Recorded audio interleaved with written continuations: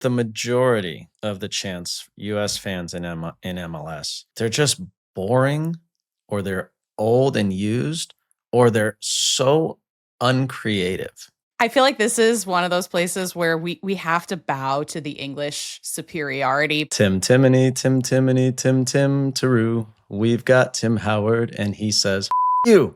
Swear in a minute. He's gonna swear in a minute. Unfiltered Soccer with Landon and Tim, presented by Volkswagen. Volkswagen has long been a supporter of soccer in America and has proudly been a partner of U.S. Soccer for over 5 years.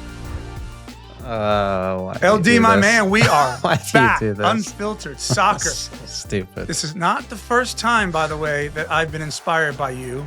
Don't change the channel. This is Landon, Donovan, and Tim Howard. We both have hair.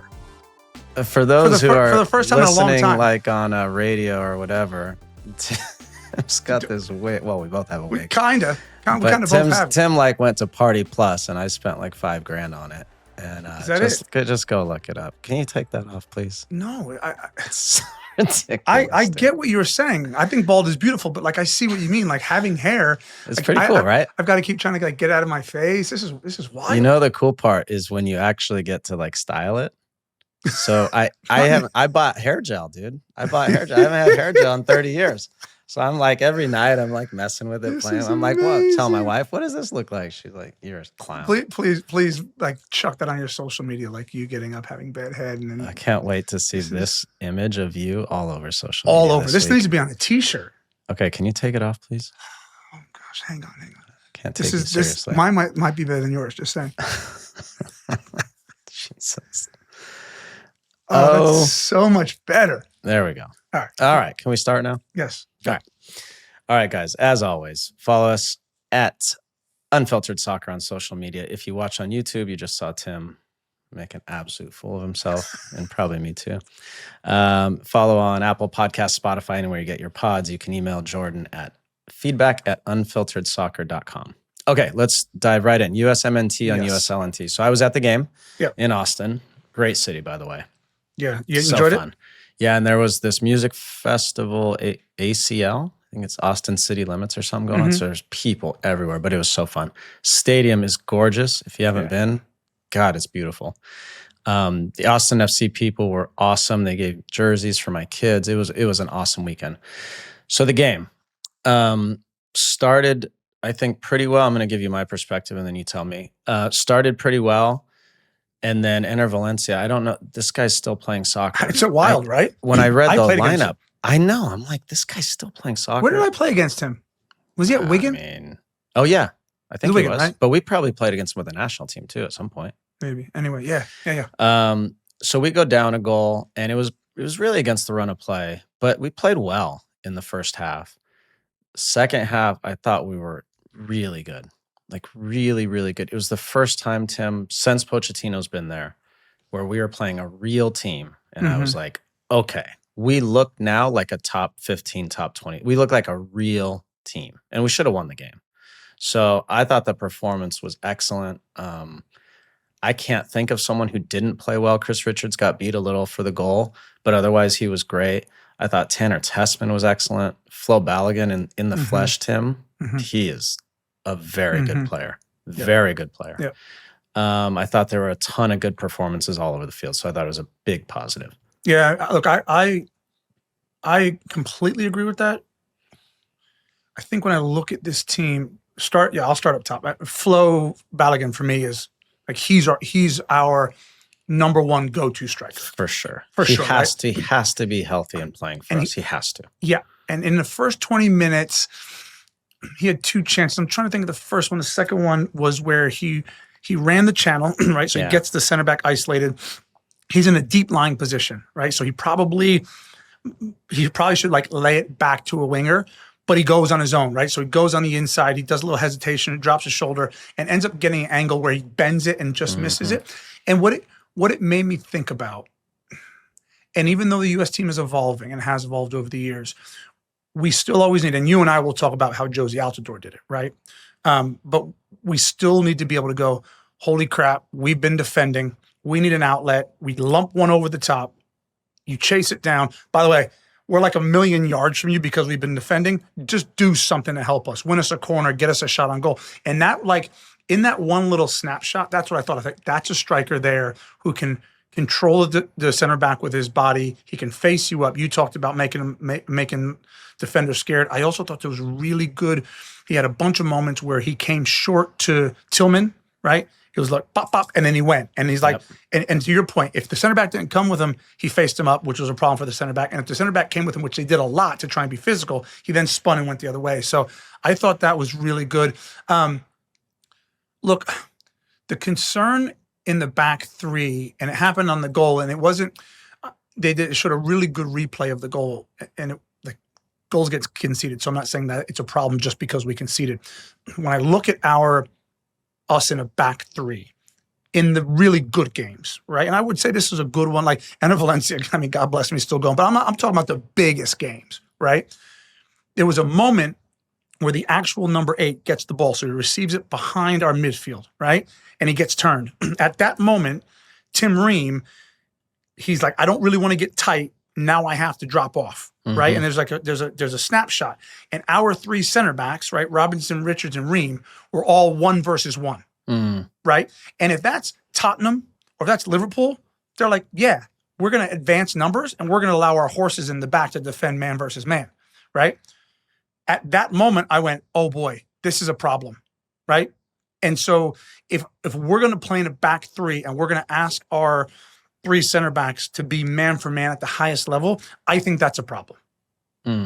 Because and then the goal gets because scored because of the profile of those players, right? Correct. Yeah. I mean, in an ideal world, right? And Tim Ream is a guy I know well. In a perfect world, he'd be the center of the 3, right? You want the more athletic, younger. This happens, right? You have the elder statesman and the general, and then you have the younger guys. So Chris Richards would be on the outside, but really Chris Richards has shown that he's so dominant, he has to be in the middle of a 3.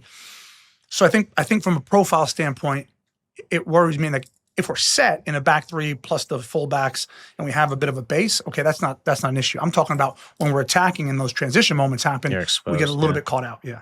Yeah, I mean, but overall, good performance. Yeah. And that's without the ball, right? So, but with the ball, Tim just provides so much being on the left side of a 3, right? And so that's like a tricky. I'm not sure exactly how you deal with that. Going to Flo, man, he did everything well. So, that was the first time I've really sat and clearly in the flesh, but just watched a guy. And I can't tell you how many real soccer plays he made. And even the plays, I mean, Ecuador, physical and athletic in the back, where he's just fighting and battling. And he doesn't necessarily win the ball, but the ball drops down right there so you can pick up the second ball. And man, he was fun to watch. And he just has to be on the field. Well, we've been saying that. Way different. Yeah, we've been saying that. Like I know. I mean, but just seeing it live, you don't even realize just how impactful he is. Well, I think I mentioned it last time we were talking, maybe last week or the week before. Like this team excites me when in theory, when I look at what's our best possible 11, like that team excites me, right? My issue, and I said this to you this week after the game, I struggle so much trying to like rate this team, right? Like what do I put as the ceiling for them? Because we just don't know. We just haven't seen them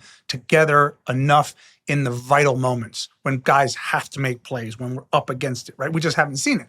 Yeah. Now, we've seen snapshots of good things, right? Like the Gold Cup, you can take some really good stuff from that. You can take some good performances from the game in September, certainly the game this past week. But like overall, we don't, because I think about our team like under Jurgen Klinsmann. That was the first time I felt like there was so many different changes, right? Like he was someone who was like tinkering with trying to bring in all these different German Americans and Mexican Americans.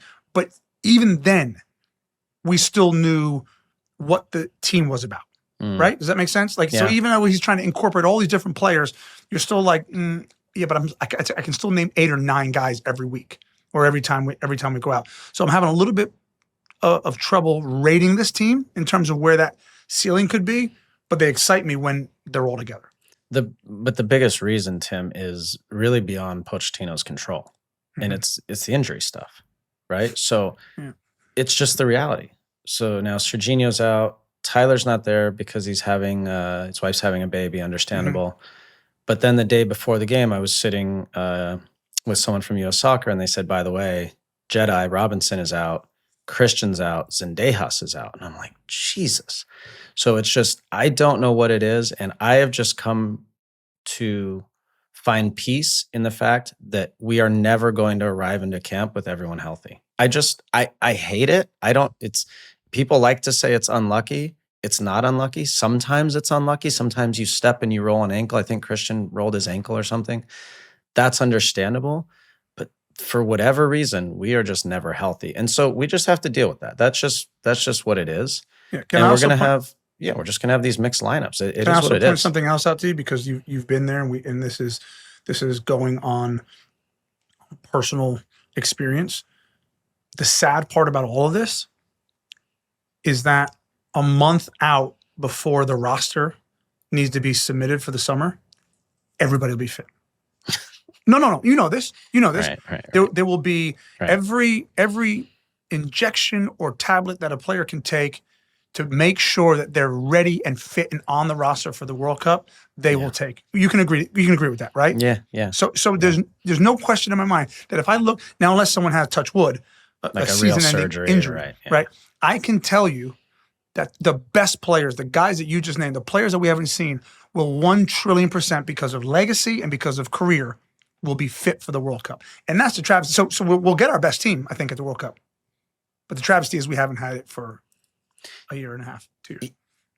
Yeah, but then, fair enough. Yeah, because they'll find a way to be there. So, and the fact of the matter is, we are not good enough of a country. So you probably see this with England. I use that example all the time, right? There might be someone who's in better form, scoring more goals in the Premier League, and then like one of your blue bloods is like, "Oh, I'm fit for the World Cup," and the manager goes, "Yeah, not taking you." Yeah, sorry. Like, Pochettino, in my opinion, I don't think will, if one of our major players who hasn't been a part of the run-up because of whatever reason is fully fit, I think he takes him 100%, because he's better than the other options. Well, Balogun's a good example, right? He has a little knock or something. Like, he's taking him. Of course he is. For sure.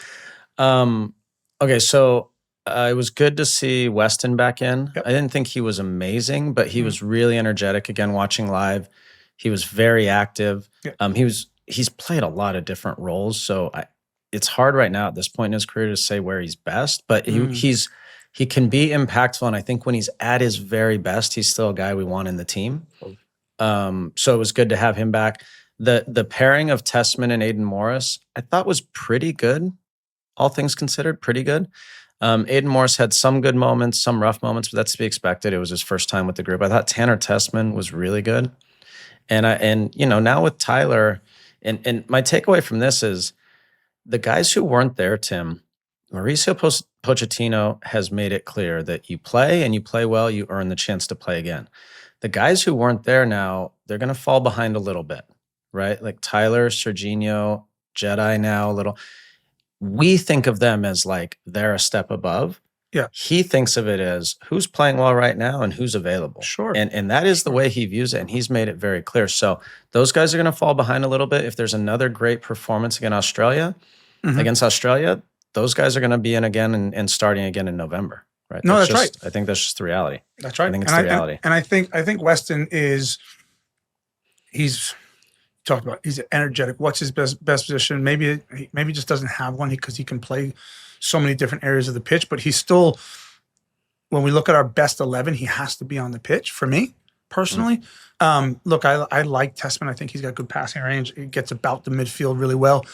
Ultimately, and again, my mind is constantly just on the World Cup. Right. So when I make decisions or I make a comment about the team, it's about those 3 games in the World Cup that mean everything. And then if you get out of that, right. And my point in saying that is it's not impossible. It's very unlikely you're going to field the same 11 for all 3 games, right? Because of wear and tear, because of knocks, because of yellow cards, because of whatever alignment. So it's really, even though I think our best midfield is certainly Tyler Adams, certainly Weston McKennie, not just because they're household names, but because I genuinely believe that. And then depending on what formation you play, but you're still going to need at some point minutes from Tessman, minutes from Morris. If those guys are selected, they're going to have to come up trumps in the group stage at least. Yeah. They're going to have to play significant minutes. So I think it is good to get those pairings. Yeah, I agree with that. So a couple guys who weren't there or who were out injured, I was surprised when I heard the night before that Jedi and Christian were out. Let's talk about Jedi first. So I am now, Tim, genuinely worried about his health. I am. So he had the operation in the summer. Took him some time getting back. Remember, if you guys remember, he was with Fulham on the bench, started to play some minutes, and then he wasn't dressed for a game, and then he played in the cup game. And then he came into camp, and everyone was like, okay, he's moving in the right direction. At Fulham, manager says he's getting back fit. He needs to be fit. He didn't talk about the injury at all, and now he doesn't play in the game. And, from talking to people behind the scenes, it's a real issue. And so I'm worried. Like, he is a guy that at his best makes us way better. And to be fair to Max Arfston, he's really growing. Like, he did not look out of place at all against real players the other day. Real players. And so I'm just worried about him. I am. And he needs to, in my opinion, pause, stop, go see a specialist, do whatever it takes in the next 2 months, 3 months, 4 months, get this thing right. So that he can be, and that's my selfish, he's got his own agenda and whatever, but that's my own selfish national team outlook. Yeah, I mean, I would think that that's right, and he's probably on the cusp of figuring. It'll be really hard for him to. I think something, again, without knowing a ton, like I think something is going on because he had the surgery and doesn't seem as if he's back fully fit. Needs to obviously get a hold of that, whether that's just shutting it down and either getting another surgery or what have you. He is one of those players. But also, I've played with guys who, and it doesn't always come at the end of your career because that's the obvious one, but I've played with guys who their body just starts to break down and it really just becomes managing moments and minutes. And you might not be able to play 90 minutes every single week. But I do think he might be one of the guys I'm talking about. Like, come roster time for the World Cup, he has to be on that roster because, by the way, even if he can give you 2 games in the World Cup, that's way better because he's super talented in that, on that left back, left wing position. So he's one of the guys we're talking. Tim, big picture. My biggest takeaway from this week, biggest takeaway in talking to people behind the scenes and seeing all this stuff live is that Pochettino now has complete control of this group. And I'm going to tell you why. I felt it in talking to people. I was, what's the word? I was a little skeptical that that he really did have a grasp of this group now and that they were in his control, I'll say. And then what happened in the game proved it. So one, the performance, right? And I'm not talking about, tactically or with it, just like the effort and the compete was real, like very real. There was nobody out there kind of messing around, taking it for granted at all. Nobody, period. And then the thing that solidified it for me, the night before the game, I was told by a U.S. soccer official, Christian's out for the game. He got hurt in training and he's out. And I was like, oh, okay. I'm watching the game. I walked over to the Volkswagen suite. I'm sitting there watching. It's whatever, the 75th, whatever. And I see number 10 warming up on the sideline and walking over to the center circle. And I'm like, is that Christian? Or is someone else wearing 10 tonight? And sure enough, it was Christian. So this is what happened. Christian was hurt, clearly, probably. And watching him play, you could tell he was a little ginger. Should not have been playing in the game. And a month ago, Tim, he would have said, I can't play in the game. I'm sorry. Now he's like, damn right, I'm playing in the game. Right. And so that shift has happened. And it was very clear in the actions, what I heard behind the scenes, and then seeing it in the game. And so I give Christian credit. He did not have to do that, but he showed that the national team in that game was a priority. He wanted to go in and win the game for the team. And I'm like, let's go. That's exactly what I want. That's what I want. Give him credit. Give Pochettino credit. That's right. Taking him, he obviously had an idea of when he would do that. Or maybe his hand got forced, but I get that sense from talking to you that he seems to have things under control at the moment. Yeah, and his decisions are are backing it up, right? Yep. And so, Yep. all right, we're gonna do a lot more on just big picture stuff Yep. with the national team. We have a live stream again coming Wednesday at 1 Wednesday p.m. night. Eastern. Yep. No, Wednesday afternoon. Oh, yeah, 1 p.m. Yeah. Yeah, 1 p.m. afternoon. That's 10 a.m. Pacific. So we're gonna do a live stream the day after because the game is late on Tuesday. But we'll talk more big picture stuff. But overall, very good performance and a lot of positives. Yeah, really good. And again, credit as always to our guy Tom King. I saw him at the game. These games, and he filled me in, not public information yet, but on some games that are coming next year in the windows. And this guy's just killing it. Like these are going to be great high-level games leading up to the World Cup. So he's just killing it as always. Good. Yeah. Yeah. What are you gonna say? Yeah. Well, now I'm going to talk about the under 20 World Cup because I know you have a lot to say about this. Yeah. A lot. U.S. Youth National Team lost to Morocco in the quarterfinals 3-1. Give me your thoughts on the tournament, on players, because you feel very strong. You and I both played in U17 World Cup and U20 World Cup throughout the years, and we understand what this looks and feels like. But you have some strong thoughts. Well, look, there was this excitement, myself included, and being at the game on Friday night. A lot of the U.S. soccer staff were getting on a plane the next day to go to Chile to watch the quarterfinal against Morocco. So everyone was like, a lot of hope and excitement. And friends of mine and people we know texting, and they were so excited about, they beat France, they beat Italy. And I kept reminding people, guys, beating France and Italy in the 20s, it's an accomplishment. Okay, I'm not taking away from that.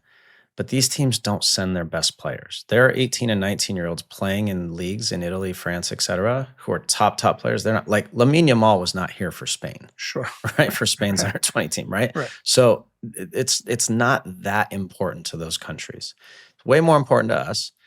And I thought, okay, this Morocco team is good. Morocco's youth, the way they are doing with their youth national teams, the Olympics last year, which you saw some of, like they're very good. And this 20s team is very good. So I was thinking to myself, okay, if we win this game, this is a real win.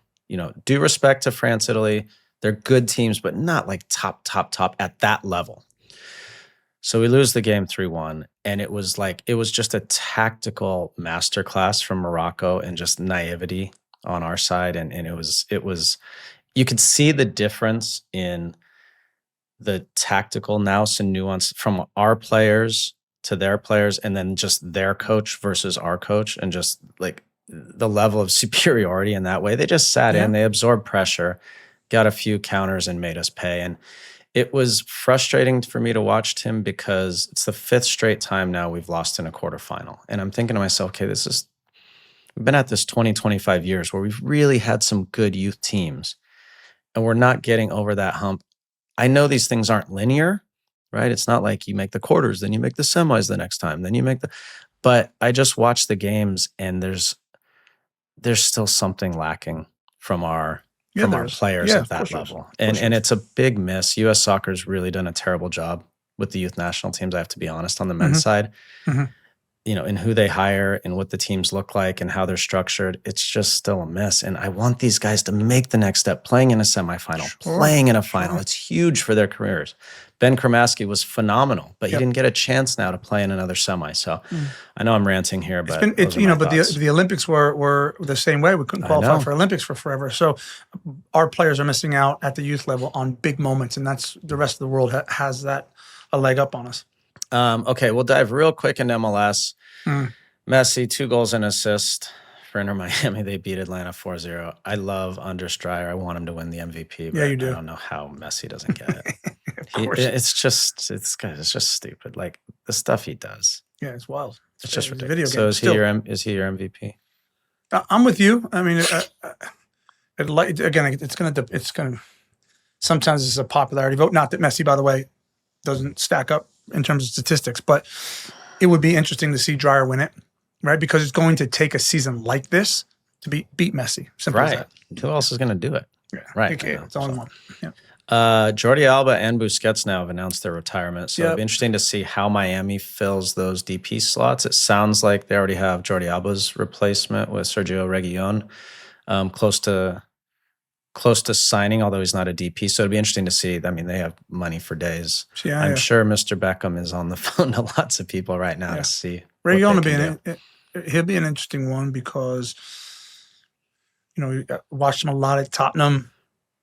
Good player, fits the profile, to be honest. More of a attacking winger who can also defend at times. But like in the MLS, that should be a big but the fact that they don't have to spend DP money also is like, they're doing something. It's a big deal. And I forgot, Rodrigo DePaul will fill one of those spots, presumably. So they'll have one other to spend. Yes. But Vancouver, big away win at Orlando. That was a big win. So they are now top of the West. It'll be interesting to see how this final little it's going to be tight. This last weekend plays out. It'll be really interesting. Vancouver playing very well. And then the playoff line on the West side in particular with Colorado, Salt Lake, and Dallas. 2 of those 3 will get in. So that'll be interesting to follow. So we'll keep our eye on that. And then as the playoffs come, we will obviously spend a lot more time on MLS. All right, LD, it's time for the Unfiltered Refresh, sponsored by Coors Light. Choose chill. Get Coors Light delivered. Go to CoorsLight.com/USLNT. This is a fun one. This is a fun one for us because it's a former teammate and a friend of ours. Yep. So who you got? Only one this week, dude. Darlington Nagbe announced this week that he is going to retire. Okay. This is one of those guys, Tim, that we talk about sometimes, goes under the radar. If you're in watching national soccer or the national team or whatever, you know his name a little, but not really. Not really. He has won 4 MLS Cups with 3 different teams. Okay, as a starting point, anyone who can go to different teams and win MLS Cups is valuable. You could argue that he's the best midfielder in the history of MLS, given everything he's done, his longevity, and what he's done. So there's only one man who chose chill this week. I'm really proud of him too, as someone who did this too, announcing it at least a little bit early. Yeah. So he could just enjoy the last few weeks, playoffs, etc. Get his flowers. But what a career, and kudos to Caleb Porter, who found him at Akron and then, brought him to Portland, and what a career he had. I love the guy, and I'm just really happy for him. I am too. He was an incredible teammate. Hats off to you, Darlington. Enjoy retirement, whatever that looks like. It's really interesting because the level, Europe isn't always a benchmark, but I look at certain generations, and I look at Eddie Pope, who decided to not go play in Europe, and he could have been fantastic. Yourself, you dipped your toe in the European scene, showed you could do it. You could have had an entire career in Europe. Darlington is also one of those players for me, where on a lot of the teams I played on when I was in Europe, if you'd have plopped him into the midfield, he'd have bossed the midfield. He was that good. And he was a really great teammate as well, good family man. So excited for what is to come, and obviously here we're willing to give you your flowers. He will be interesting to watch as he retires, Tim, because he's a really smart guy. Yeah. He's really smart, really intelligent, has a beautiful family. Yeah. He's the type, though, I could see just going off into the distance, and you don't really hear from him, but he has an amazing life and lives it. Or he could get into soccer in different ways and have a real impact. And he came out of nowhere. Nobody really knew him. And then you plug him in anywhere to any team, and he's successful. Yeah, special. I mean, he's one of those guys, like, you're playing 6v6 on a Friday, you want him on your team. Obviously. Every single time. And congrats to you, Darlington. Yeah, cheers to you, my friend, for choosing chill, and happy retirement. All right, Timmy, let's take a break. That was fun getting into the U.S. stuff. Again, Wednesday, 1 p.m. Eastern time, we're going to have a live stream to talk post-Australia and then also big picture. Yeah. When we come back, awesome guest again. We are falling in love with Northeastern soccer, aren't we? Hearts of Pine founder Gabe Hoffman-Johnson will be with us. Awesome interview with him. We will have that right here on Unfiltered Soccer with Landon and Tim, as always, presented by Volkswagen.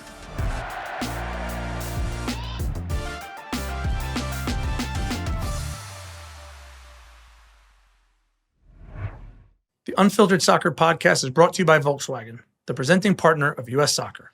As the U.S. gets ready to host the world for soccer's biggest moment, Volkswagen is helping people discover new turfs and new ways to play the beautiful game right here in the U.S.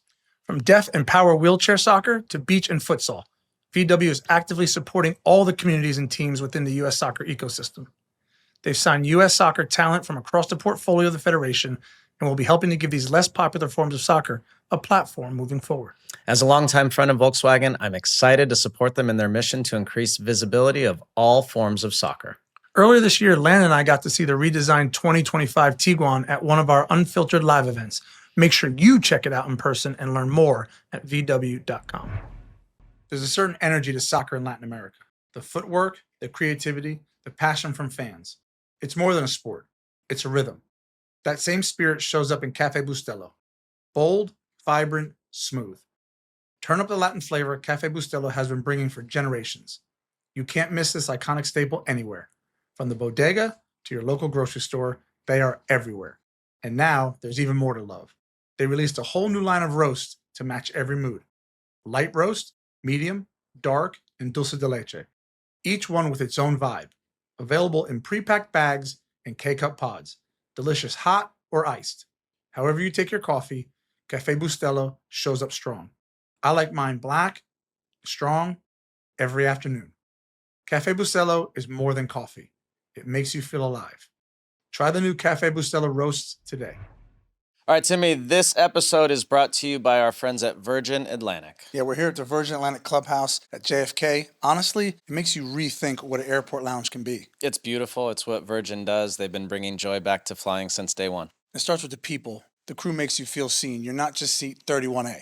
And the planes, comfy seats, mood lighting, fresh new plane smell, and hours of the best entertainment. Yeah, I know you travel back and forth across the pond all the time. The food's amazing, all the little amenities. They have their mile-high tea if you want tea at 35,000 feet. You can have the jam, the scones, the finger sandwiches, all the things that you loved about British times when you were playing. Yeah, and speaking of the food, you can pre-order your meal before you fly. I'm not just talking about the chicken or the fish. I had the Thai curry last time, and it was absolutely amazing. Yeah, everything's been thought through. It's flying the way you wish it always was. So if you're headed to the UK soon, do it in style. After the pod, go to virginatlantic.com to learn more about their amazing experience. All right, Timmy, you've allowed me to intro our guest for once. I guess he must be special. We have, I guess, fallen in love with the Northeast a little bit and what they're doing in the soccer world. Specifically, the Portland Hearts of Pine. They sent me an amazing kit. They sent you a really cool. Hang on. Do you have that thing? Goalkeeper jersey. Look at that. There you go. And brick. It's got bricks in it. It's amazing. That's so cool.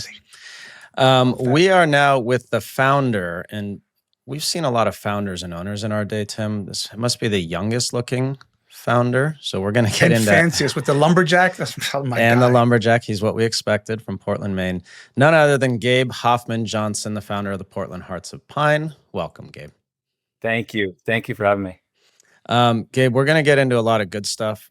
The first problem we have with you is you have a dog named Anfield. It's always a problem. Can you explain this, please? Yeah. So, I mean, I love different origin stories into people supporting clubs.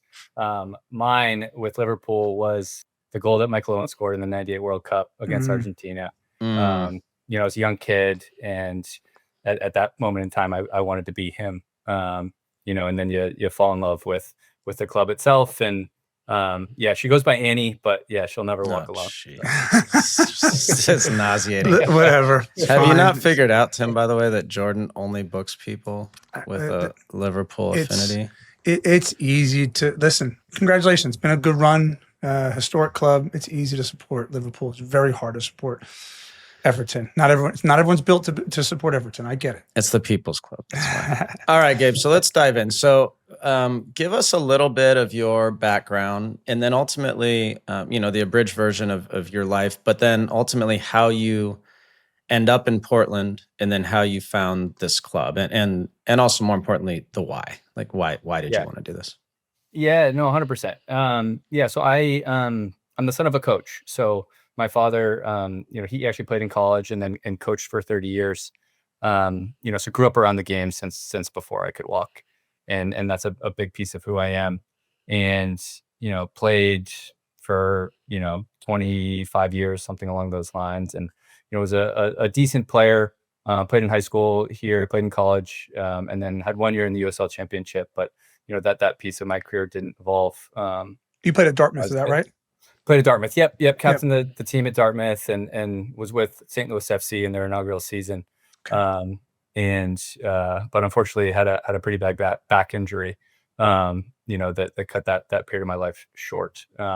So, sort of son of a coach, but, my mother, she's an international peace builder. So her foundation, Wow. predominantly reconciliation and conflict resolution work, mostly in Sierra Leone. So it was sort of raised by Hmm. soccer and social good, social impact. Mhm. And it's really molded me. And I think as I was, on the tail end of my playing career and trying to decide what was next, it happened to mirror the growth of this game, and especially in the USL. And I spent 2 years working in New York and in finance, and was sort of looking for what came next. And that's Hmm. when the USL announced USL League One, and it's just sort of the right time. It's this club is sort of just a manifestation of who I am, but it's the best way that I know how to make the most impact in the city and state that I love. So that's sort of the why. I'm a big soccer for good person, and I think Mhm. there's this belief in the ability of this game to change people's lives. And that's sort of the calling that I had to build something super special. So Gabe, you like, can we dive in just specifically? So you're working finance, and you have this idea at some point, like, yeah, maybe we start a USL team in Portland, right? Yeah. And then what's that process like? Do you just pick up the phone and call the league office and say, hey, let's we're interested in this? How does this, so people understand how this works? Great question. I mean, that's more or less how it happened. I was still living in New York. Our office was on 56th and 6th, had this beautiful view of Central Park. And I remember reading the announcement that the USL made about, starting USL League One, right? So targeting tertiary size cities like Mm. Portland. And I think that is when those sort of wheels started spinning a little bit. And I think early on, some folks from the USL took a trip to Portland. They're sort of in their expansion process, trying to Mhm. visit different markets and meet with different people and sort of sell this, here's what pro soccer can do for your community. And that's when, I was like, yeah, of course this should work. And of course I can be the one to pull it off. Mhm. I sort of mentioned, I was a good youth soccer player. I was twice our state player of the year and All-American in high school, and Love sort of that. was known as this like soccer guy. Um, and then you combine that with my mom's work and her background and this love of contributing, and being a part of the solution and giving back. And, but I had no idea how to do it. Right. I Mhm. think, Mhm. you have conversations with the league, and they have they do a phenomenal job, their expansion, teams. And, here's the things that you need to solve for. Had a phenomenal partner here, sort of a founding partner, local developer who understood the process with, the city and working through potential stadium solutions. And, drew on a lot of, sort of best practices from around the league, had numerous conversations with other clubs. And, hey, we're looking to start a club in Portland, Maine. What are the things we need to be thinking about? What are the key considerations? I do think what was maybe a little unique is I had this idea, I really wanted to treat it like a movement, right? So how do you include the community in the process? How do you, facilitate this sense of agency and ownership so that when the club does come, they feel like they're a part of it. But Yeah, a that's right. lot of that's born out of this, like, in order for this to be as successful as it can be, it has to be born of Mainers, right? Like, I have my own thoughts and ideas, but there's no ego, there's no pride in what I think this should be, right? How do we Mhm. include other people in the process? So, Yeah. it was brick by brick. We hosted, numerous events and watch parties. We did brand building work. I dropped 3 apparel collections before we had a club name. You know, and, meanwhile you're chasing down, the franchise agreement with the league, and you're working with the city on a place to play and raising capital as well. So those are sort of the 3 things that you need. But it was, yeah, it was a journey, and there was no concrete straight path, but there was Mhm. always this light at the end of the tunnel and a belief in what this club could do. So It's an interesting one because Landon and I have experience in the USL. Myself with Memphis 901 FC and building that from the ground up, and Landon with San Diego Loyal and obviously his ownership and coaching and everything that he put into that as a GM as well. I just One of the things that shocks everybody is kind of that support. I know the club is community based. I think I read it that the team announced that a USL League One record 96% of its season ticket deposits had been purchased like before your first game. So one of the hardest things that Landon and I talk about is putting butts in seats in America. Mhm. Like MLS, MLS is amazing, and Atlanta do it right, and Portland do it right, and Seattle do it right, and the LA teams. But like you talk about best practices, like I'd like to challenge you on that, because from where I sit, it's like, yeah, there's teams that do it right. Well, if you go talk to those teams and then try and implement it in your town, it doesn't always work out. And the proof's in the pudding that we're not seeing enough butts in seats. And so, like, were you surprised by it? Obviously, your methodology worked, but like, if when Landon and I look at it, and the country is starting to understand what's going on there, we're all shocked by how you're doing this. Yeah. Yeah, I get the question all the time. Are you surprised? Like, did you ever expect this? And I think the short answer is no, not really. I think there's so much about Mainers and who we are, and I think our philosophy around starting a soccer club, was different in two ways. I think the typical model of you buy a franchise, you plop it down in the city, and you try to build a community around it. We almost inverted that. Right. We started with the community. It was, it's almost inside out, Yep. And over a prolonged period of time. So, that piece helped. I mean, we had thousands and thousands of followers on our social media before we had a brand, and then I think in general, if I could distill down how we think about ourselves as a club, like I don't really even think about us as a soccer club. To me, we're a lifestyle brand of Maine, and we're a community organization. And we happen to be a pro soccer team. And a lot of the work that we do on the marketing side and the brand building side and the community side, it's not about soccer at all. I mean, it is a little bit, but like, but the soccer is the medium, right? That's the connective tissue. It's the conduit for everything else. But a lot of the work that we are focused on is how can we contribute? How can we bring people together? How can we, invite people in to be a part of the process, and all the stories that we tell. We made this incredible short film about an oyster farmer up in the mid coast of Maine, and it's about hearts. And his son brought him to a game, and he didn't want to come, and his son bought him a ticket, and he falls in love with it. But it's more about it's a story about intergenerational healing and relationships, right? I mean, I've loved this game my whole life, as have you both. But my favorite pieces about it, generally are like what transcends the actual soccer. And I love the actual soccer, but it's the relationship with the game. It's what it means. And I think, that's why, we want to get the people who aren't soccer fans. I think we always felt like, if I grew up and I love this game, I'm going to be curious. I'm going to come and I'm going to want to support this club. But how do we get the people that aren't sports fans or aren't soccer fans, but they love Maine and they love being connected to things, and they want to be a part of something special or bigger than themselves. And so that's where, our focus on that. And then to have this, I mean, this is the coolest, most city in the world, right? And I think Maine is the best state in the country, right? So we have all this, there's so many different layers and details and people and so much to play around and talk about and tell stories. Yeah, Gabe. So to that point, I have two questions to follow up there. So when we were researching, there was an article written in a local paper, a local column in Portland, and one of the lines was, "You don't have to like soccer to enjoy the Hearts of Pine." Right. And so there, you kind of answered the question for me, but I want you to dive a little deeper if you can. So are there have to be diehard soccer fans in Portland and in all of Maine, right? This was something we talked about a lot with Loyal. Do you alienate some of those by being, quote, more than a soccer team, right? Because some people just want they just love soccer, right? And maybe the byproduct is they feel part of something bigger, but then it's not even conscious for them. They just think they're going to a soccer game. So just a little more about why clearly you have embraced that you don't have to love soccer, right? And you do love soccer. Why is that important to Mainers, I guess? And I'm assuming you're pulling people from all over the state, right? And there has to be a sense of pride involved in your state and your city too. Totally. I mean, we have this massive pride of place in Maine.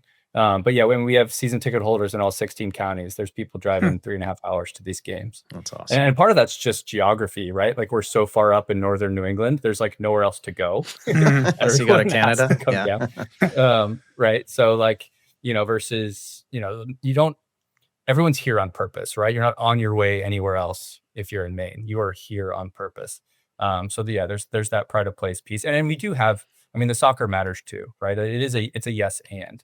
And we have our supporters group, the Deergo Unions. It's incredible.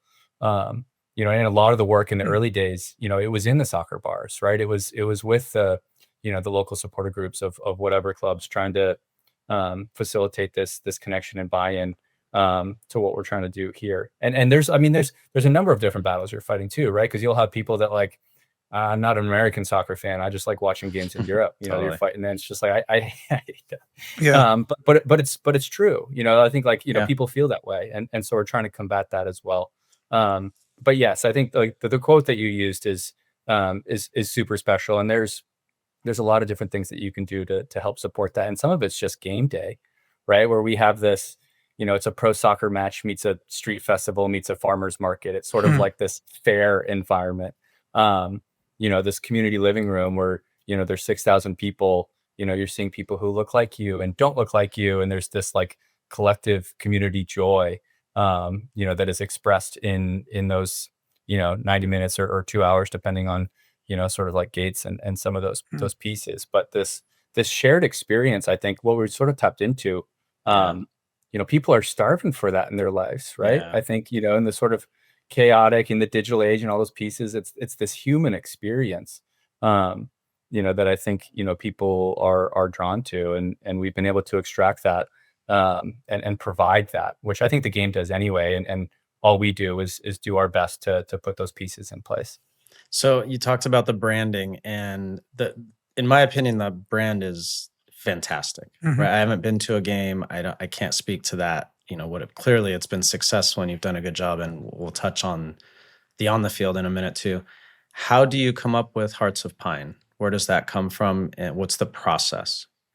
Yeah. You know, for years I didn't have a good name. It was one of those things, because it's the first thing everyone wants to talk about, right? Yeah. Oh, I'm trying to start a club. Oh, what are you going to call it? And I was like, oh, I don't, you know, like, what do you think? You know, and I think that I was pretty strong. I had a strong opinion of, you know, I didn't want to be Portland United, didn't want to be Portland FC. I think, you know, yes, there's like the, you know, what United means historically and all that. But I think that, you know, for me to adequately represent our sense of place, it had to be unique. I was sort of searching for novelty, which is difficult.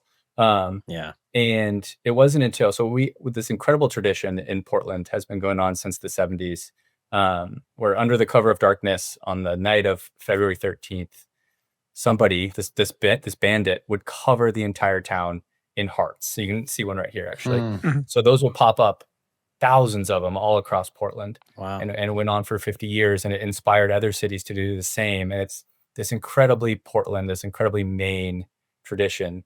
It was anonymous, right? Just spreading hope and love and joy, you know, at a time of, you know, the year in Maine where it's dark at 3:30, and you know, everyone's just sort of, there's this grittiness to who we are as well. But that gesture, super powerful.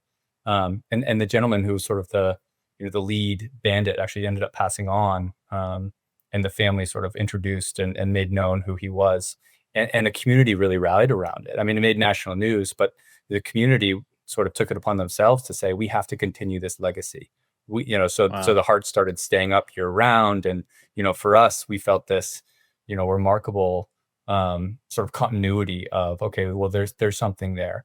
And then as the son of a coach, I have a 2002 Hearts jersey, you know, and I've you know, been to Edinburgh, I've been to games, and there was this, okay, well, there's something there to lean into. There's a global soccer-ness to Hearts. And then, you know, dove into where the Pine Tree State, the most forested state in the entire country, actually, and sort of combining all those pieces and Hearts of Pine. Wow, that's cool. When we actually, with San Diego Loyal, when we were going through a very similar process to you, and the name is so hard, right? Because even then you find a name, and then there's copyright issues, and there, you know, and so it's so frustrating. And I remember we were writing names up on the board, and we were writing things that were important to San Diegans. And for San Diego, historically, soccer teams have left always, and other sports team. The Clippers went up to LA, the Chargers are now in LA, and people just kept saying over and over, please be loyal to San Diego, right? Don't leave us. Don't leave. And they kept writing. And then someone someday was like, loyal just comes up over and over. And what about loyal, right? And that's how those things happen. So that's such a beautiful story. And I didn't know that actually about the Hearts. That's incredible. And people clearly have connected with that in a meaningful way, and it's spread. I mean, the you can have an amazing brand, but you also have the merchandise, the visuals that go with it, the story behind it, right? And it connects everything. So it's really beautiful. Yeah, and on the pitch, obviously, ultimately you are running a football club, and so, kind of take me into your mind or the mind of the soccer brains within the club, and you start to think about your inaugural season and what is success.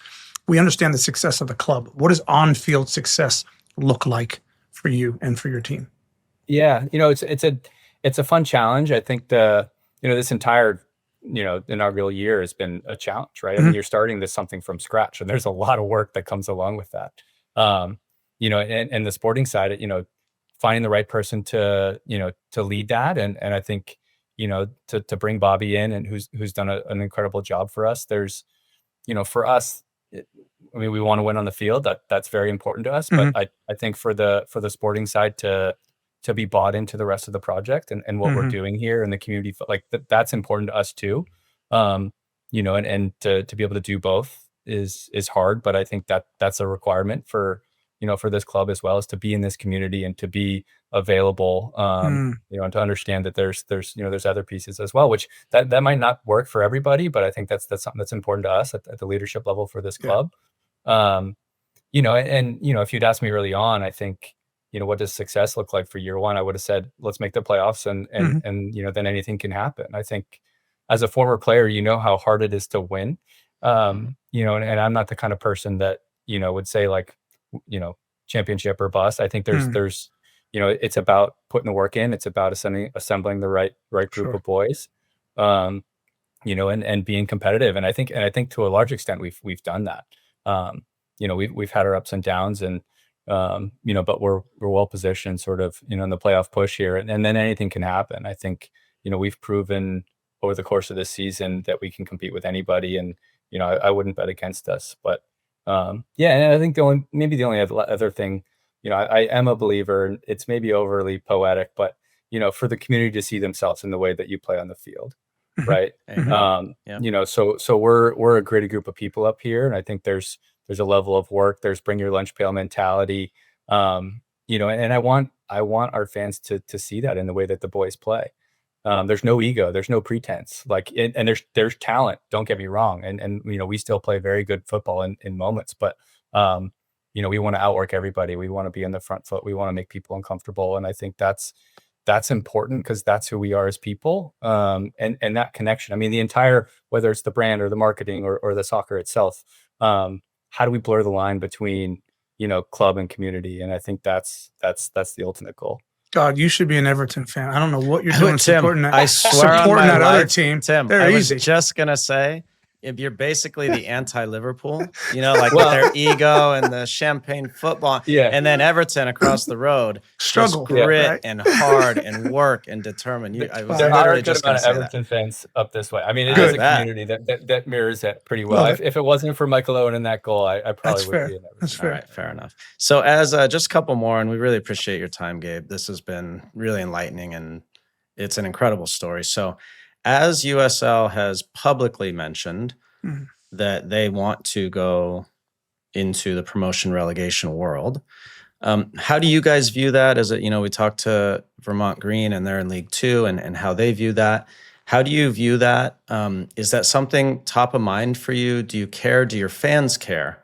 Because clearly you're selling out a stadium, everything's going well. I always warn people the grass is rarely greener. Right. But is that something that interests you as the competitive side of you, as the fan, as someone who's followed European soccer? How do you view that? Yeah, I think it's very exciting, right? I think it's good for the game. I think it's good for American soccer, right? There's this meritocratic system that exists around the world that doesn't exist here. And I think as an American soccer fan, I think as we look to grow this game and fill gaps, I think it's important. I think our fans do care. I think it's nice to have aspirations and goals. I mean, there is a lot about where we are as a club right now that it's just like, okay, let's get through at the end of year one, and how are we going to get better next year, and some of those things. But I think in general, it's very good for the USL. It's very good for American soccer. And I think for us, for everyone to be able to sort of like lift their head up and have a pathway to something bigger and better. And along with that comes more investment into American soccer and some of those things. I think it's all. So you're definitely open to that. Yeah. As a No, club. I think there's a world in which, I would love to see where this club can go. And there's, like, I mean, again, there's lots of things that we have to figure out along the way. I mean, if you can't be a first division club playing, with a tracker on your stadium and some of those pieces. But all those are longer term, things that we'll work to solve. I think our main focus now is, be the best version of ourselves, who we are today, and how we continue to evolve is going to be important to get right. Well, I mean, the logistics of it in terms of track and all the rest of it. Yeah, I agree with that. But my concern or my question to you is, and people who have listened to our show loyally know that I'm against promotion relegation in this country, not against promotion relegation in general. I've lived that, but I worry big time about what that does to our soccer communities. When you look at obviously promotion would be amazing because you have a great following and people would understand what that means. If the relegation side were to happen, which nobody ever wants to talk about, that's a good right? point. Do you? I almost get the sense from you listening to you talk that your club's probably going to be okay. It's a silly thing for me to say because nobody wants to get relegated, and obviously that's not the goal. But if that happened, my concern across the country is you're going to lose a lot of fans. We know that happens everywhere. It might not seem the case with your club. No, because they're more about soccer. Right? I mean, they're more than just soccer, right? Yeah. Yeah, go ahead. Sorry, Gabe. Yeah. Well, the sustainability piece I think has to be important, right? Like for clubs. I think that's first and foremost. And I mean, I do think it's a valid concern, right, Tim? But for us, I mean, at the end of the day, my general perspective is it shouldn't matter what league you're playing in. I think Vermont has shown that, right? That the connection that community has with their club. I mean, they're selling out their stadium, and it's not professional soccer, and ours is, and we're selling out ours. And there's challenges that, a number of clubs face in this ecosystem. And, but in general, I think, over the life cycle and where this game's going in this country, I think, hopefully it's a benefit. So one more for me, Gabe. I know you talk so much about the community and what this means for the community. I think you're aware Vermont Green FC just announced that they have intention to form a women's team as part of a Northeast division in USL. And I believe the league requires 5 teams for a new division to be formed. AC Connecticut and Hartford Athletic also. So that's 3 of 5. Do you guys have plans for that? Is there people theoretically, of course, starting a USL team's amazing, or starting a women's team. Obviously, there are very real financial implications. It's logistics, where you play, all that. But have you guys talked about that, thought about that? Where are you on that? Yeah, it's definitely something we'd like to do. And we've been pretty vocal in our interest in doing that. The win is what we're working through now. But I think we've started conversations with, the city of Portland. It's a municipal stadium that we play in. So, what would it look like for us to add a women's team? We've started some conversations with the USL as well. So I would say we're right at the early stages of the path to that.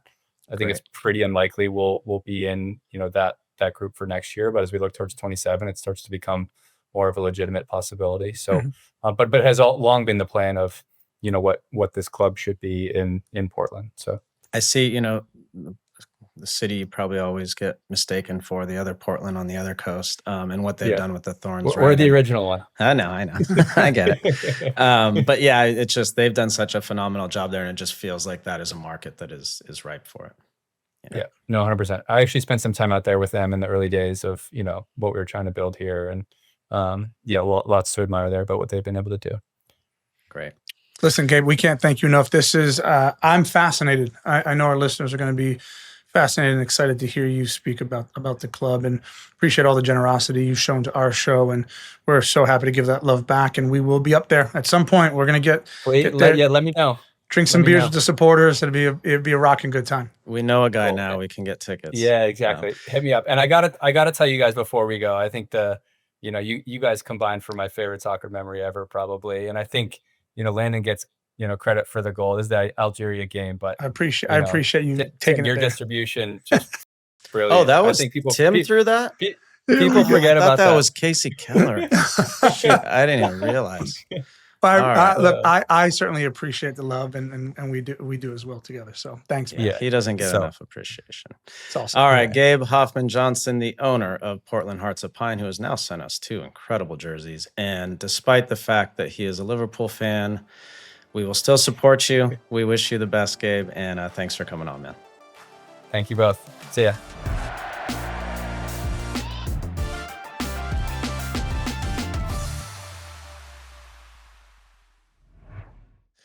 All right, Timmy, I want to tell you about a time I had to choose a much chiller path. 2009 in Seattle, we're playing Real Salt Lake in the MLS Cup final. We go to penalties. Who misses a penalty? This guy. You. Got back on the bus. I was crying in the back of the bus. And I had this moment where I had a realization that, yes, I missed the penalty. Yes, we lost chance at winning an MLS Cup final. But I said, you know what? Like, I did everything I could have. I tried my hardest, and it didn't work out. And when you embrace that chill mindset, it's a good time to choose chill. And as always, crack open a Coors Light. Make the most of the times you choose to chill. Choose Coors Light. Get Coors Light delivered straight to your door. Visit CoorsLight.com/USLNT. Celebrate responsibly. Coors Brewing Company, Golden, Colorado. Beer. There's nothing better than feeling like someone has your back and that things are going to get done without you even having to ask. Like fans who start to sing and chant at the exact moment their team needs to rally. A coach who can change strategies at halftime to help their team win. A keeper you know is defending your goal. Or a forward who is always ready to receive the ball. At Unfiltered Soccer, Tim and I know all too well how important it is to be sure someone out there has your back. And that's precisely why AT&T has a new guarantee. The AT&T guarantee is all about having your back. When you're with AT&T, if there's a network interruption, they'll proactively make it right with a credit for a full day of service, guaranteed. Visit att.com/guarantee to learn more. Terms and conditions apply. AT&T. Connecting changes everything. Credit for fiber downtime lasting 20 minutes or more, or wireless downtime lasting 60 minutes or more, caused by a single incident impacting 10 or more towers. Restrictions and exclusions apply. See att.com/guarantee for full details. It's time for the Fan Connection presented by AT&T. Every week we invite you, the listener, to connect with us by submitting your questions. The best way to grow the game of soccer in the U.S. is to keep asking questions and keep talking about the sport we all love. At AT&T, connecting changes everything. And on USLNT, our connections with you will help grow the game. All right, it's everyone's favorite time of the week, AT&T Fan Connection. And Jordan, it's always your favorite time of the week. What have you graced us with? What jersey? Oh, that's the Brooklyn jersey, right? Brooklyn. Yep. USL, it's your Brooklyn. squad. Brooklyn what? What's the... It's Brooklyn FC. It's the USLW League, right? USL Is that Super League. right? They have Super League, Liquid yeah. Death on their jersey? Yeah. That's Yep. cool. Dope jersey. Yeah. That's What's cool. happening? It was fun. I think we went there in like March, maybe. It was cold, man. Oof. Yeah. Where do they play? What's the stadium? Oh, Landon, they play in like the coolest place ever. So they play at a baseball stadium, but it has Coney Island, right, like the amusement park right behind it. So when you're watching the game, you're just like watching people all on the cyclone and stuff. It's Isn't really that cool. where they do the hot dog thing? Yeah, did you have a Nathan's Famous Frank? I didn't. I think I was just like too cold to even eat anything while we were there in March, but I Amazing. want to go back. Questions? Sure, LD. I have a question for you. Yep. This one is from Ben via YouTube. Landon, how do you feel about MLS overstepping San Diego Loyal to create SDFC separately? Will you still support them? This question is obviously from a long time ago, but I'm still interested to hear what you have to say about that. How do I feel about it? It was frustrating. It's like the analogy I use is if you own a like mom and pop coffee shop that's really successful, but Starbucks moves in across the street, you know, it's hard to keep your business going. And selfishly, I would have loved if Loyal could have stayed afloat still and had its own market and its own fan base and whatever. But I also understand our owner wanting to pull the plug because it was just going to be such an uphill battle. So obviously, you guys know how I feel about MLS. Love it. It's done so much for me. I understand it from Garber's standpoint. I think the way it was handled was poor from the SDFC people. I think they could have done a better job incorporating many of us who have, tried to help build soccer in San Diego, but that's beyond our control, right? And so still happy for the city. I'm still happy that it's been great for our city. It really has been, but I miss Loyal and I wish it was still around. LD, let me ask you, is there a world, I know initially on the surface finances dictate and probably say no. Is there a world where Loyal could have existed? Sure.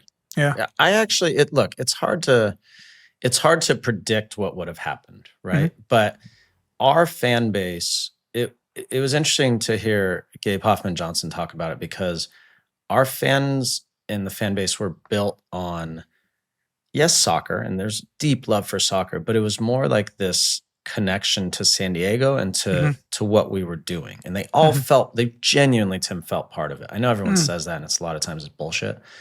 But, MLS is a machine, right? Yeah. And there's not that same connection with the fans to SDFC. There's just not, because they were never part of it, right? In the beginning process. Yep. But it's a great product. It's a great entertainment option, and the team's great too, right? So people are going to go. There's just not that genuine connection. Financially, it was just hard for our owner, because he was losing money. If you take the risk and half of your fan base leaves to SDFC and doesn't come anymore, now you're losing a lot of money, and you took that risk. So I understand from his standpoint. I wish I could have stayed, but it's just the reality. Fair. Okay, let's talk about goalies. This next one is from goalies. Justin via email. Do you guys know anything about goalies? I was just curious, what are some things that go into selecting a goalkeeper for the U.S. men's national team? It seems to me like Pochettino is dead set on selecting younger guys like Matt Freese or Matt Turner. However, there are some great contenders when it comes to MLS that are a little older that seem to get no recognition at all. Is it just overall saves, experience with PKs, or the competition they face on their club teams? Are younger players prioritized for the goalie position because it requires laying your body on the line more? Tim, you answer. That's actually a good question. I have follow-up questions. It's a good question. I used to think I knew, but I clearly have no idea. No, you don't select younger goalkeepers. You always select older goalkeepers who are slightly in their prime, unless they're just a completely generational talent. Because you learn, basically why goalkeepers get better with age, because you just continually fail for like a decade or more, and then you have this like catalog of experience to draw from. So no, and obviously you can be athletic as you get older, but I don't know. And to answer the question about being athletic, the nuances and the sage that comes through that experience is far more valuable to goalkeeper position than being an athlete.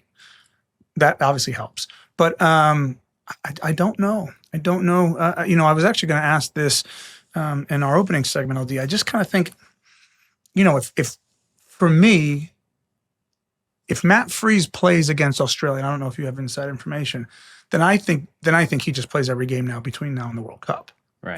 Does that make sense? Like, yeah, that's kind of my benchmark. I'll be wrong, because there'll be a game where Pochettino will give one of his goalkeepers something. But I also then go back to the fact, and I've said this to you, like I can't imagine Matt Freese starting in a World Cup with so little international experience. That being said, like I think if he plays against Australia, then you're like, all right, you got to get every game between now and the World Cup just to give you more experience. So I don't know. I it used to be a kind of a, and we haven't had this for a while, but when you look at goalkeepers, and Landon, you can attest to this, oftentimes you have a number one, right, that plays all the time. And then you bring through one or two others, and they're along for the ride to gain experience. And then when the number one goes, either because of age or because you've gotten better than them, then you take over. Right. And so there's this long progression. We probably see it with Donnarumma and Gigi Buffon. You could probably talk about Edwin van der Sar and Stecklenburg, who came after him. I could probably name a ton of them. Right. But we've had that in America for a long time. We haven't had it this time. Yeah, you're right. Because there hasn't been like a firm Matt Turner for a while, but not like a firm number one, and then like a firm older number one, firm number two, who you knew this was the next guy. Like you did it too, right? You were behind. It's almost like Casey and it's Brad almost like this. We're going to give it to this guy. He knows, he's got to play well for his club. He's got to bide his time, and then he's going to kind of grow up that mountain. I don't know. My question, Tim, for you is how much with the national team, how much impact or voice or influence does the goalkeeper coach have versus the man? Does it vary based on the staff? Does it, is the Matt Freese decision, is this the goalkeeper coach or is this Pochettino? Yeah. Well, I always wondered that. I think it depends in every situation how much trust the manager has in the goalkeeper. Because people will be surprised at this. I know top level coaches, like some of the best in the world, that literally LD will go, I don't want to know. I don't know anything about goalkeeping. I know nothing about goalkeeping. Right. You tell me who to play. My goalkeeper, tell me who to play. Right. Wow. That's a fact. Wow. But I also sort of kind of think that like when it comes to the question, one of the questions, part of that question was like, there's MLS goalkeepers who are doing well. Landon, I believe this. You can be a good goalkeeper. When it comes to a particular country, there's only like 2 or 3 international level goalkeepers. Like America doesn't have 4, 5, 6 really good goalkeepers who are playing in the MLS or playing abroad that could play for the national team and succeed. It's such a different level. And so when I look, and we saw that, there was, and I won't name names, but I could probably name 5 guys that are from our era that were outstanding MLS goalkeepers. Brilliant. You play with a couple of them.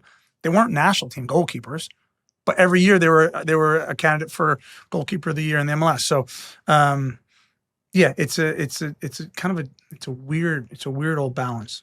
Okay, how about I think all the questions you guys answer are fun, but this is what I think is a pretty fun one. This one's from Brian via email. What are your guys' thoughts on the chants for the U.S.? Not chants, chants. The Kelsey brothers said on New Heights, the I Believe chant is not all that great. Some of the chants around MLS are kind of cringy, to be honest. I've heard some crowds doing a rendition of If You're Happy and You Know It. Should the American Outlaws start singing the Team America theme song? Brian, I just want to say, if we can get the fans at a USMNT game to start going, America, that would be amazing. Wait a minute. I'd love for that. Wait a minute. Did you just say Travis Kelce's talking shit about me? What? You?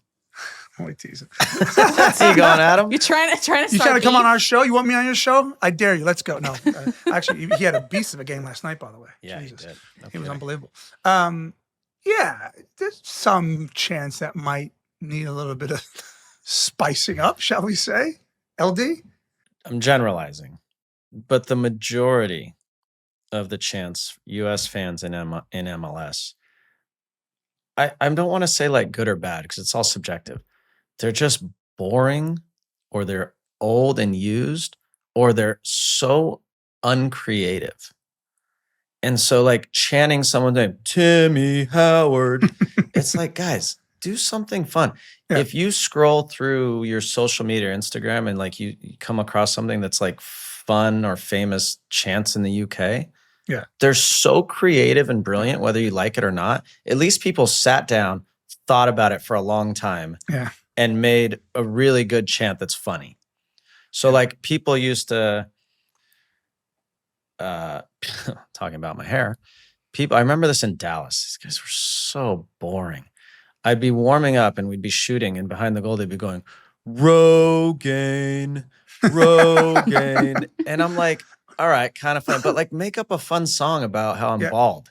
Yeah. Like be creative. And so JR, I don't know how you feel, but like I'm like, just be creative. Think of something new.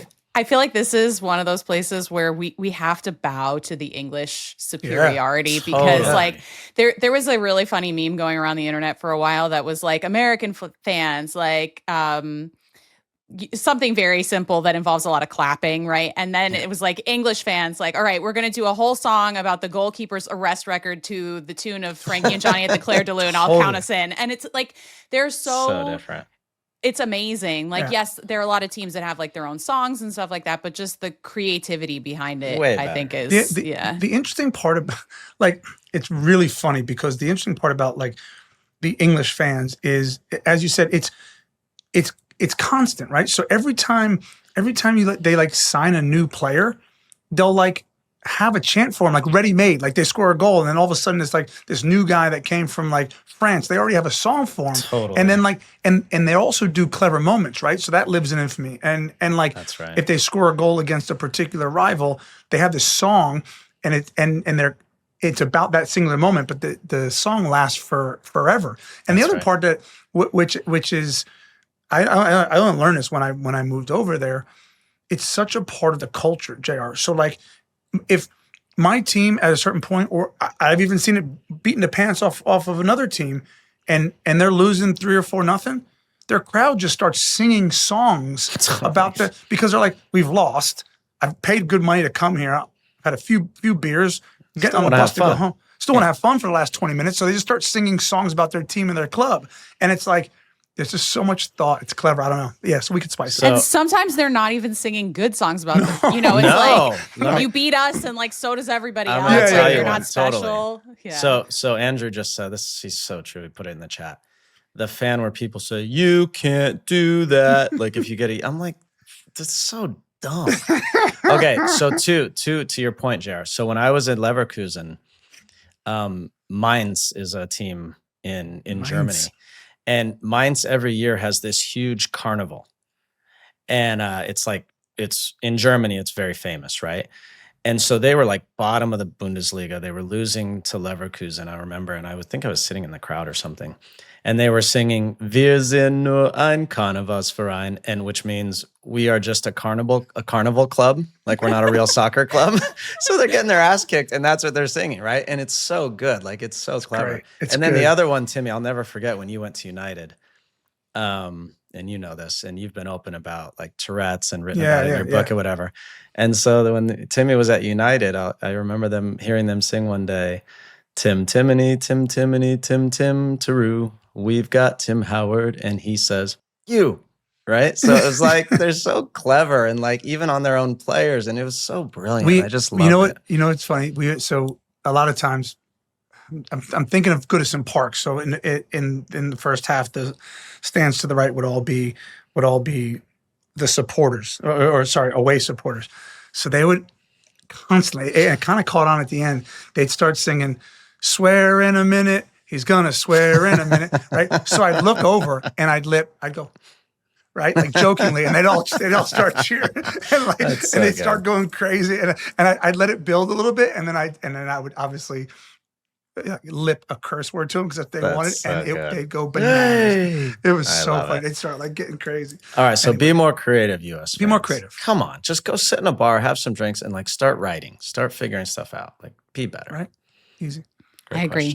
All right. Thanks, guys. Thanks, JR. Man, what a good show that was. All right. Good recap on the U.S. Again, Wednesday, 1 p.m., we will have total recap of the Australia match and sort of big picture where we're going forward. Thank you to Gabe Hoffman-Johnson for an awesome interview. That was really great.